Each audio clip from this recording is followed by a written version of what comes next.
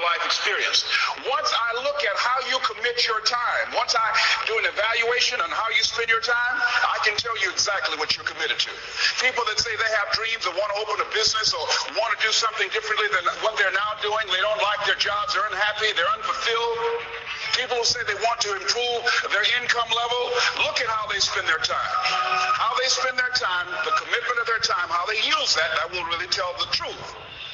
People who said, I'd like to do better, but you don't find them in vocational or technical schools, upgrading their skills and their knowledge, how they spend their time, that will tell you what's going on. People who say they want to normalize their weight, they want to be healthy, but every time you see them, they're eating, that will tell you that they're committed to being obese for the rest of their lives. People tell you they want to stop smoking and they're lighting up at that time.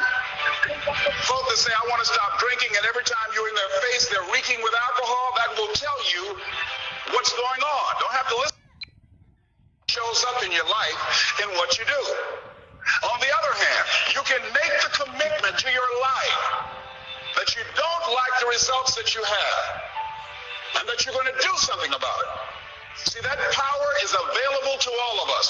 People who look at life and decide, I want something different for myself. Carol Hatfield. Carol lives in Detroit, single mother, decided that she wanted to go into her own business, did not have enough money to do it. She wanted to have a health food store. She sold her car and used the money to start in a little storefront, a little hole in the wall. She rode to work on a bicycle.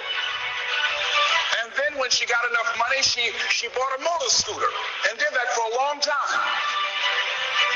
She's now a very successful person. She now has 3 health food stores. She said it was hard, it's a struggle, Les. She said, but I did it. She said, I did it. Why is it that people are frightened by commitment? Because when you say the word commitment, that intimidates a lot of people. Why? Because it means you have to deliver. See, most people, you ask them, hey, look here, I'd like you to do this. They'll say, I'll try. I'll try means that is my escape clause when I don't come through. It's really a polite no. I don't have the courage to tell you no, so I'll tell you I'll try. Hey, look here, I need you to come to this meeting. I'll try. I said, what do you mean? You're going to lean toward the meeting? Try and sit down. You either do or you don't. Try and take this pencil out of my hand. You either do or you don't. There's no such thing as try. So most people like to use that language. They don't want to commit themselves because commitment means, among many things, no excuse is acceptable. That's what it means, no excuse. That if you decided that you're going to do this, if it becomes difficult, so what? If it's inconvenient, so what? See, a lot of people made a commitment to come here tonight, but they looked outside and said, it's raining. The temperature dropped. It's cold outside. And they decide to give up on their commitment. And that's how people do about their dreams. They don't honor their commitment to themselves. Let me tell you what happens when you don't keep your commitment. Number one, it begins to deplete your self-esteem and erodes your self-image. It weakens your faith in yourself. You don't feel good when you don't keep your commitments. The other thing is that you begin to develop weak relationships with people. People begin to realize they can't depend upon you. They can't rely on you because you won't keep your word. You establish that kind of reputation. Just think, what would your life be like if you decided, so what?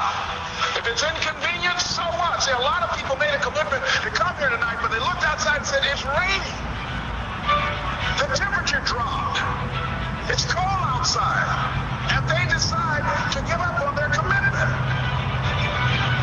And that's how people do about their dreams. They don't honor their commitment to themselves. Let me tell you what happens when you don't keep your commitment. Number one, it begins to deplete your self-esteem and it erodes your self-image. It weakens your faith in yourself. You don't feel good when you don't keep your commitments. The other thing thing is that you begin to develop weak relationships with people. People begin to realize they can't depend upon you. They can't rely on you because you won't keep your word. You establish that kind of reputation. Just think, what would your life be like if you decided, if we decided to keep our commitments, that we decided to do the things that we said that we were going to do, that we wouldn't even speak it unless we were going to do it. If we decided just for a week, just see what your life can be like. Just let's do it for a commitment to make it a 7-day commitment that I won't say I will do anything unless I'm going to do it. And find out what your life will be like. Let me tell you what, if you follow it through, if you keep your commitment to the commitment, at the end of the 7 days, you'll feel strong and powerful. Because by honoring your commitment, each time that you do, that empowers you. Whatever discipline that is required, whatever it is that you must do. So I'm suggesting, number one, commit yourself to live in the present. I saw the movie